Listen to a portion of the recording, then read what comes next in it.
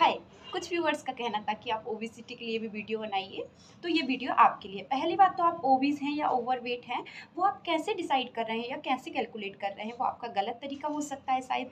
तो बीएमआई के थ्रू हम पता लगाते हैं कि हम मोटे हैं या ओवरवेट हैं या हम ओबेसिटी की कैटेगरी में हैं या नहीं। तो बीएमआई होता है बॉडी मास इंडेक्स, इसकी नॉर्मल रेंज होती है 18.5 से 24.9। ये है हमारी नॉर्मल रेंज। अगर 18 से कम है तो हम अंडरवेट में है, 24.9 से ज़्यादा है तो हम ओवरवेट या ओबेसिटी की कैटेगरी में है। बीएमआई कैसे कैलकुलेट करते हैं? Weight upon height square. Height जो रहेगी अपनी मीटर में रहेगी, मतलब weight kg upon height metre square. ये आप बीएमआई अपना कैलकुलेट कर सकते हैं। उसके अकॉर्डिंग आप डिसाइड करें कि आप ओबीज हैं या नहीं हैं।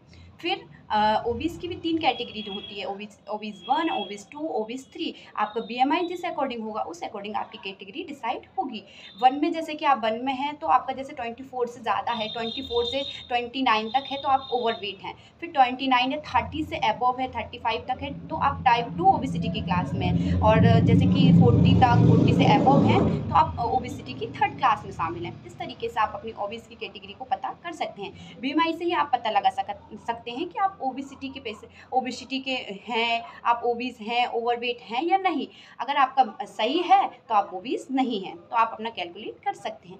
अब मैं आपको बताऊंगी कि आपको करना क्या है जिससे आप आपका वेट मेंटेन कर सकते हैं। सबसे पहले तो मैं आपको बताना चाहूँगी कि आपको फैट वाली डाइट कम लेना है, जिसमें कार्बोहाइड्रेट की मात्रा ज़्यादा हो, वो डाइट जैसे पोटैटो वगैरह आपको कम लेना है। हमारी बॉडी में एक्सेसिव अमाउंट में फैट हो जाता है, तब हमारा वेट मतलब मोटापा दिखता है। अगर हमारी बॉडी को ज़रूरत है उससे ज़्यादा है, डिपॉजिट हो रहा है, तो हमारी बॉडी में मोटापा बढ़ता है। तो अगर हम जैसे जितना फैट ले रहे हैं उसके अकॉर्डिंग अपने वर्क कर रहे हैं, उतनी कैलोरी अगर बर्न करना है तो हम ओबीस नहीं होंगे। तो आपको आपकी जैसे कैलोरी नॉर्मल हमारी बॉडी के लिए 1500 से 2500 तक की नॉर्मल हमें रिक्वायरमेंट होती है। अगर हम उससे ज़्यादा इंटेक कर रहे हैं तो हम हमारी बॉडी में फैट का अमाउंट बढ़ेगा और हम मोटे होंगे। तो कोशिश करें कि जितना आप खाना खा रहे हैं, जितनी आप कैलोरी ले रहे हैं उसके अकॉर्डिंग वर्क करें, एक्सरसाइज करें, वॉकिंग करें, तो आपकी बॉडी में फैट स्टोर नहीं होगा। तो आपको नियमित रूप से एक पहली बात तो एक्सरसाइज करना है। एक्सरसाइज में आप सूर्य नमस्कार, वीरभद्र आसन, त्रिकोण आसन, चक्की आसन, ये आसन आप नियमित रूप से करें, आपको रिजल्ट दिखेगा। डाइट पर फोकस करें, सुबह में आप फ्रूट वगैरह लें, फिर दिन में आप खाना खाएं। शाम का खाना भी आप 7 बजे से पहले खा लें, जिससे आपका डाइजेशन पूर्ण